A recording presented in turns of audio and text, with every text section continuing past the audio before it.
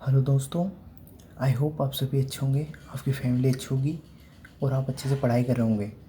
तो जैसा कि हमने भारतीय संविधान का संक्षिप्त इतिहास पूरा ख़त्म कर लिया है, उससे रिलेटेड जितने भी क्वेश्चन बनते हैं ना वो सारे हमने पूरे कर लिए हैं। ठीक है, तो जो आज का जो टॉपिक है वो है, आज का टॉपिक हमारा भारतीय संविधान के विदेशी स्रोत। हमने कौन कौन से देशों से क्या क्या लिया हुआ है उसके बारे में हम भारतीय संविधान के विदेशी स्रोत जो टॉपिक है उसमें पढ़ेंगे। ठीक है, तो इसमें हमने बहुत सारे देशों से बहुत सारी चीज़ें ली हुई है, हमारे संविधान में अपनाई हुई है। उन चीज़ों को आज हम पढ़ने वाले हैं इनकी क्वेश्चन के तौर पे। ठीक है, कि इनसे क्वेश्चन कैसे बनते हैं। ठीक है, तो आई होप आज का सेशन आपको पसंद आएगा। तो चलिए, आज का जो फर्स्ट क्वेश्चन है हमारा वो है, नागरिकता का प्रावधान किस देश से लिया गया है। नागरिकता है ना, नागरिकता, उसका जो प्रावधान है वो किस देश से लिया गया है, नागरिकता। ठीक है, तो नागरिकता का जो प्रावधान है ना वो किस देश से लिया गया है, तो इसका आंसर है ब्रिटेन। ब्रिटेन जो देश है ना, जिसको हम इंग्लैंड भी बोलते हैं, उससे नागरिकता का प्रावधान लिया गया है। ठीक है, तो आप इसको अच्छे से ध्यान रखना कि नागरिकता का प्रावधान किस देश से लिया गया है, तो ब्रिटेन से लिया गया है। ठीक है, क्वेश्चन नंबर सेकेंड है हमारा कि संसदात्मक व्यवस्था का प्रावधान किस देश से लिया गया है। जो संसदात्मक व्यवस्था है ना, संसदात्मक व्यवस्था का प्रावधान किस देश से लिया गया है, तो इसका आंसर भी यही है, ब्रिटेन। जो ब्रिटेन जो देश है ना, जिसने हमारे देश भारत पर राज किया है, उससे ही लिया गया है ये। ठीक है, ब्रिटेन। तो नागरिकता का प्रावधान, संसदात्मक व्यवस्था का प्रावधान, ये दोनों है ना ब्रिटेन देश से लिए गए हैं। ठीक है, क्वेश्चन नंबर थर्ड है हमारा कि विधि का शासन। ठीक है, विधि का शासन का प्रावधान किस देश से लिया गया है। विधि का शासन का मतलब होता है विधि विधि के समक्ष समता। इसका मतलब ये होता है कि विधि के समक्ष क्षमता, मतलब विधि के सामने सब समान है। ठीक है, तो विधि का शासन का प्रावधान किस देश से लिया गया है, तो ये भी, इसका आंसर भी यही है, ब्रिटेन। ब्रिटेन जो देश है ना, उसी से विधि का शासन का प्रावधान लिया गया है। आपसे ऐसे भी पूछा जा सकता है, ये ना पूछ के आपके ऐसे पूछा जा सकता है कि विधि के समक्ष क्षमता का प्रावधान किस देश से लिया गया है, ऐसे ये दे देगा और पूछेगा कि किस देश से लिया गया है, तो वो भी ब्रिटेन से हो गया। ठीक है, अब ये ना विधि का शासन, ये जो शब्द है ना विधि का शासन, ये किसने दिया था, ये शब्द है ना विधि का शासन शब्द, ये जो शब्द है ना, ये लॉर्ड लॉर्ड डाइसी डाइसी ने दिया था। ये जो शब्द है ना, ये लॉर्ड डाइसी ने दिया था। ठीक है, तो ये जो शब्द है ना लॉर्ड डाइसी ने दिया था। डाइसी, ध्यान रखना, अच्छे से सुनना। विधि का शासन जो शब्द है ना, वो शब्द दिया था लॉर्ड डाइसी, लॉर्ड डाइसी। ठीक है, एक बार और इन तीनों क्वेश्चन को रिपीट कर रहा हूँ मैं, कि नागरिकता का प्रावधान किस देश से लिया गया है, तो वो ब्रिटेन से लिया गया है। संसदात्मक व्यवस्था का प्रावधान किस देश से लिया गया है, तो वो भी ब्रिटेन से लिया गया है। और विधि का शासन का प्रावधान किस देश से लिया गया है, तो वो भी ब्रिटेन से। विधि का शासन मतलब होता है विधि के समक्ष क्षमता, और विधि का शासन जो शब्द है ना वो लॉर्ड डाइसी ने दिया है। ये जो शब्द है ना लॉर्ड डाइसी ने दिया है। ऐसा भी क्वेश्चन पूछा जा सकता है कि विधि का शासन किसने दिया है, ये शब्द किसने दिया है, विधि का शासन शब्द किसने दिया है, तो ये शब्द दिया है लॉर्ड डाइसी ने। ठीक है, क्वेश्चन नंबर 4 है हमारा कि छाया मंत्रिमंडल का प्रावधान किस देश से लिया गया है। छाया मंत्रिमंडल का प्रावधान किस देश से लिया गया है, तो इसका आंसर भी क्या है, ब्रिटेन। ब्रिटेन ब्रिटेन जो देश है ना, उसी से छाया मंत्रिमंडल का प्रावधान लिया गया है। ठीक है, अब छाया मंत्रिमंडल क्या होता है, ये इसके बारे में पढ़ेंगे अपन। तो छाया मंत्रिमंडल का जो प्रावधान है वो ब्रिटेन से लिया गया है। आई होप आपको अच्छे से सुनाई दे रहा होगा। ठीक है, तो छाया मंत्रिमंडल का मतलब होता है, ये छाया मंत्रिमंडल क्या होता है, ये होता है, ये विपक्ष के द्वारा गठित किया जाता है। मतलब जैसे दो पार्टी होती है, एक तो विजेता वाली पार्टी होती है जो सत्ता पक्ष वाली पार्टी होती है, एक दूसरी होती है जो विपक्ष वाली होती है, जो मतलब हार जाती है चुनाव, ठीक है। तो ये छाया मंत्रिमंडल है ना, यह क्या होता है, यह विपक्ष के द्वारा गठित किया जाता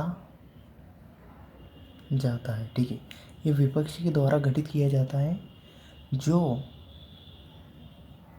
सत्ता पक्ष के कार्यों पर निगरानी रखने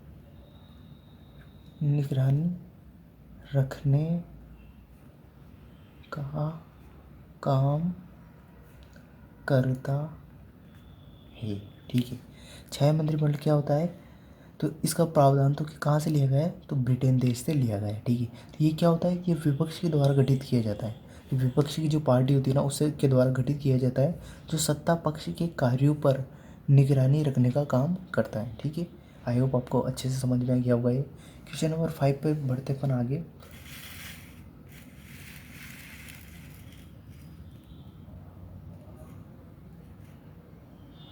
क्वेश्चन नंबर 5 है हमारा कि निर्वाचन पद्धति का प्रावधान किस देश से लिया गया है। तो निर्वाचन पद्धति का प्रावधान वो लिया गया है ब्रिटेन से, ठीक है। तो ब्रिटेन, इंग्लैंड भी बोलते हैं इसको, ठीक है। तो इस देश से लिया गया है ब्रिटेन, ठीक है। तो निर्वाचन पद्धति का प्रावधान किस देश से लिया गया है, ठीक है।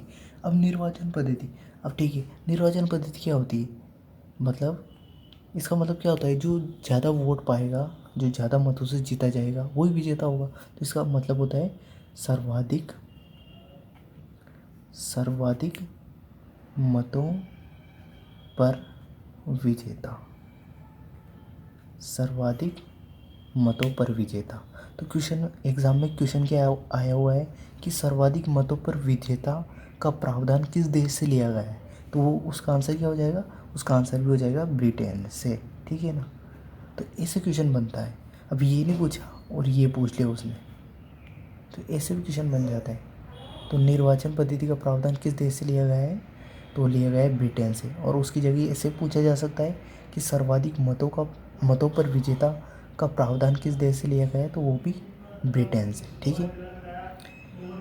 क्वेश्चन नंबर 6 है हमारा कि मूल अधिकार का विचार किस देश की देन है, या किस देश से लिया गया है, ठीक है। तो मूल अधिकार का जो प्रावधान है ना, वो लिया गया है अमेरिका से, ठीक है। जो अमेरिका जो देश है ना, उससे मूल अधिकार का विचार लिया गया है। ऐसे कि देखो, इसको क्वेश्चन के दो तरीके, एक तो ऐसा पूछा जाएगा कि मूल अधिकार का प्रावधान किस देश से लिया गया है, या फिर आपसे पूछा जाएगा कि मूल अधिकार का विचार किस देश की देन है। ऐसे भी क्वेश्चन किसी भी तरीके से, किसी भी प्रकार से पूछे जा सकते हैं, ठीक है। क्वेश्चन नंबर 7 हमारा कि न्यायपालिका की स्वतंत्रता का विचार किस देश से लिया गया है। न्यायपालिका की स्वतंत्रता का विचार किस देश से लिया गया है, तो इसका आंसर है अमेरिका। अमेरिका जो देश है ना, उसे न्यायपालिका की स्वतंत्रता का प्रावधान लिया गया है, ठीक है। ध्यान रखना, इसको इम्पोर्टेंट क्वेश्चन है। एक तो मूल अधिकार का विचार किस देश से लिया गया है, तो वो अमेरिका। न्यायपालिका की स्वतंत्रता का विचार किस देश से लिया गया है, तो वो भी अमेरिका, ठीक है। क्वेश्चन नंबर 8 है हमारा कि सर्वोच्च न्यायालय, जिसको अपन बोलते हैं सुप्रीम कोर्ट, SC, वो उच्च न्यायालय जिसको हम SC से बोलते हैं HC, ठीक है। ये SC होता है, ये HC होता है, इसको हाई कोर्ट बोलते हैं। सर्वोच्च न्यायालय को हम बोलते हैं सुप्रीम कोर्ट, और उच्च न्यायालय को बोलते हैं हम हाई कोर्ट। में न्यायाधीश को हटाने की प्रक्रिया का विचार किस देश से लिया गया है। देखो, सर्वोच्च न्यायालय व उच्च न्यायालय में न्यायाधीशों को हटाने की प्रक्रिया का विचार किस देश से लिया गया है, तो इसका आंसर है अमेरिका। अमेरिका जो देश है ना, उससे सुप्रीम कोर्ट व हाई कोर्ट के न्यायाधीशों को हटाने की प्रक्रिया का विचार लिया गया है, तो अमेरिका देश से लिया गया है, ठीक है। क्वेश्चन नंबर 9 है हमारा, क्वेश्चन नंबर 9 है हमारा कि विधि के समान संरक्षण का विचार किस देश से लिया गया है, या किस देश की देन है, ठीक है। तो विधि के समान संरक्षण का विचार किस देश की देन है? तो ये है अमेरिका। देखो हमने क्या पढ़ा था, हमने आप पहले पढ़ा था, ब्रिटेन में पढ़ा था हमने कि विधि का शासन या विधि के समक्ष समता, उसका प्रावधान तो कहाँ से लिया गया था? वो ब्रिटेन से लिया गया था। ठीक है, अब यहाँ पे क्वेश्चन अलग है। यहाँ पे क्वेश्चन है विधि के समान संरक्षण, विधि के समान संरक्षण है, ध्यान रखना। वो विधि के समक्ष समता थी, विधि का शासन था वो। ठीक है, और यहाँ है विधि के समान संरक्षण, तो ये दोनों अलग अलग है, ध्यान रखना, इनमें कंफ्यूज नहीं होना है। ठीक है, तो आई होप आपको अच्छे से क्लियर हो रहा होगा कि विधि के समान संरक्षण ही तो इसका विचार किस देश की देन है? तो वो है अमेरिका। ठीक है, क्वेश्चन नंबर 10 है हमारा कि राष्ट्रपति पर महाभियोग का विचार किस देश की देन है? राष्ट्रपति पर महाभियोग का विचार किस देश की देन है? तो ये है अमेरिका। इसका आंसर है अमेरिका। जो अमेरिका देश है ना, उससे लिया गया है कि राष्ट्रपति पर महाभियोग किस प्रकार से लगाया जाए। तो राष्ट्रपति को जैसे हटाएंगे ना, उसका प्रावधान अमेरिका से लिया गया है। ठीक है, तो राष्ट्रपति पर महाभियोग का विचार किस देश की देन है? तो वो है अमेरिका। ठीक है, क्वेश्चन नंबर 11 है हमारा कि न्यायिक पुनरावलोकन या न्यायिक समीक्षा का प्रावधान किस देश से लिया गया है? ठीक है, न्यायिक पुनरावलोकन या इसी को बोलते हैं न्यायिक समीक्षा का प्रावधान किस देश से लिया गया है? तो वो भी इसका आंसर है अमेरिका। अमेरिका देश से ही ये लिया गया है न्यायिक पुनरावलोकन या न्यायिक समीक्षा।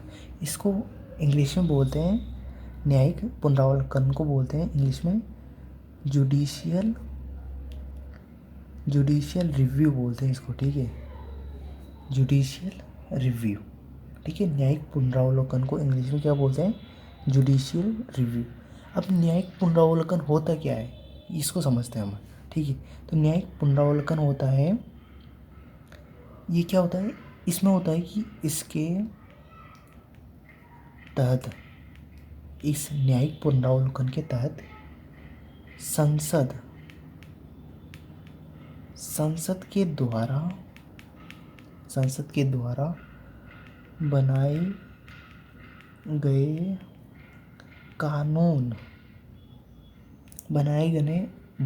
कानून से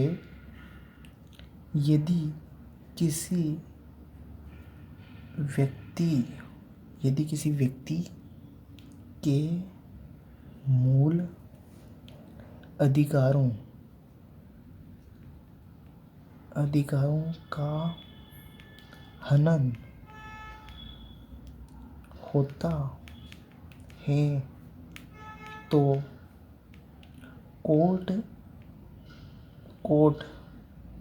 हाई कोर्ट या सुप्रीम कोर्ट, ठीक है, दोनों में से कोई भी, तो कोर्ट उस कानून को रद्द कर सकता है। ठीक है, तो न्यायिक पुनरावलोकन क्या होता है कि यदि इसके तहत क्या होता है कि संसद के द्वारा बनाए गए कानून से यदि किसी व्यक्ति के मूल अधिकारों का हनन होता है ना, तो उस कानून को सुप्रीम कोर्ट या हाई कोर्ट उसे रद्द कर सकता है। ठीक है, तो इसमें न्यायिक पुनरावलोकन में इसका अर्थ ये होता है। ठीक है, न्यायिक पुनरावलोकन। ठीक है, तो ऐसे कानून को सुप्रीम कोर्ट क्या है, रद्द कर सकता है। ठीक है, क्वेश्चन नंबर हमारा 12 है कि जनहित याचिका, जिसको PIL भी कहते हैं, का प्रावधान किस देश से लिया गया है? ठीक है, तो जनहित याचिका PIL, तो PIL की फुल फॉर्म क्या होती है, पहले वो बता देता हूँ आपको। तो PIL की फुल फॉर्म होती है पब्लिक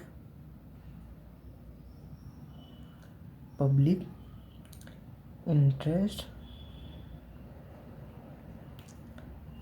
लिटिगेशन। ठीक है, तो PIL की फुल फॉर्म होती है पब्लिक इंटरेस्ट लिटिगेशन, जिसको हिंदी में बोलते हैं जनहित याचिका। तो जनहित याचिका का जो प्रावधान है ना, वो लिया गया है अमेरिका से। ठीक है, तो क्वेश्चन नंबर 12 भी हो गया हमारा कि जनहित याचिका PIL का प्रावधान किस देश से लिया गया है? तो अमेरिका से। ठीक है, ये कुछ एक तथ्य है, इसको ध्यान रखना कि भारत के राष्ट्रपति की संवैधानिक स्थिति को ब्रिटेन के राजा या रानी के समान माना जाता है। ठीक है। हमारा राष्ट्रपति है ना, उसकी स्थिति कीजिए, संवैधानिक स्थिति किसके समान है, तो वो ब्रिटेन के राजा या रानी के समान है। ऐसा भी क्वेश्चन आ सकता है, ठीक है। तो अब देखो, हमने इसमें पढ़ा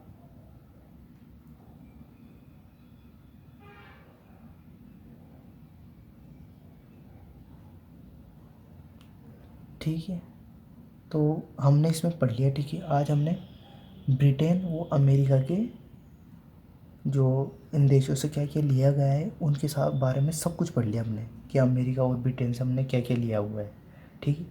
तो ये तो पढ़ लिया हमने, ठीक है। अब देखो इसमें याद कैसे रखें इनको, थोड़ा सा कंफ्यूज नहीं हुआ तो याद कैसे रखें। तो देखो इसमें मूल अधिकार है, एक न्यायपालिका की स्वतंत्रता है, एक सुप्रीम कोर्ट है, एक हाई कोर्ट है, ठीक है। विधि के समान संरक्षण है, राष्ट्रपति पर महाभियोग है और न्यायिक पुनरावलोकन है, जनहित याचिका है।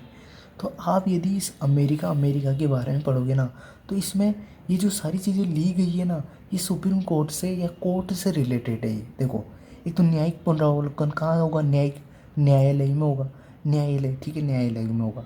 एक ये देखो आप, सुप्रीम कोर्ट हाई कोर्ट किससे रिलेटेड है, न्यायालय से। न्यायपालिका की स्वतंत्रता ये किससे रिलेटेड, न्यायालय से। मूल अधिकार भी एक तरह से आप रिलेटेड कर सकते हो न्यायालय से। हाँ, ये देखो मूल अधिकार, ठीक है, आपको दिखाई दे रहा होगा। तो ये सारी चीज़ें ना न्यायालय से रिलेटेड है। देखो, न्यायपालिका की स्वतंत्रता, सुप्रीम कोर्ट व हाई कोर्ट न्यायालय से संबंधित है। जैसे राष्ट्रपति पर महाभियोग, न्यायिक पुनरावलोकन, जनहित याचिका कहाँ लगाएंगे अपन, न्यायालय में तो लगाएंगे, ठीक है। तो ये इस तरीके से याद रख सकते हैं कि थोड़े थोड़े अमेरिका से जो लिए गए हैं ना, वो न्यायालय से रिलेटेड है, न्यायिक प्रक्रिया से रिलेटेड है। जैसे जनहित याचिका होगी, ठीक है, न्यायिक पुनरावलोकन हो गया, राष्ट्रपति पर महाभियोग। तो इस तरीके से थोड़ा सा आप रिलेट कर सकते हैं, ठीक है। तो आई होप आज का सेशन आपको पसंद आया होगा। यदि ये वीडियो आपको पसंद आया तो प्लीज़ इसको लाइक करना, कमेंट करके बताना कि वीडियो आपको कैसा लगा, और प्लीज़ चैनल को सब्सक्राइब कर देना। ऑलवेज पॉजिटिव रहना, मेहनत करते रहना, बड़ों का सम्मान करना, बच्चों का आदर करना, और हमेशा एक दूसरे की मदद करते रहना। Thank you. और हाँ, कल के सेशन में हमने एक क्वेश्चन गलत हो गया था, आज उसको दोहरा लेते हैं, उसको सही कर लेते हैं, ठीक है। मैंने वैसे सही कर दिया था उसको, फिर भी आज उसको चेंज कर लेते हैं, ठीक है, सही कर लेते हैं। तो वो था क्वेश्चन नंबर हमारा 9, ये वाला क्वेश्चन था वो क्वेश्चन नंबर 9, ठीक है। तो ये क्वेश्चन नंबर 9 था हमारा, कि किसने मूल प्रस्तावना की हस्तलिपि की। तो इसका ये आंसर नहीं था, राम मनोहर सिन्हा इसका आंसर नहीं था, इसका आंसर था प्रेम बिहारी नारायण रायज़ादा। तो किसने मूल प्रस्तावना की हस्तलिपि की है, तो प्रेम बिहारी नारायण रायज़ादा ने की है, ठीक है। ध्यान रखना इसको, कि किसने मूल प्रस्तावना की हस्तलिपि की है, तो वो है प्रेम बिहारी नारायण रायज़ादा, ठीक है। तो आज के लिए इतना ही, थैंक यू।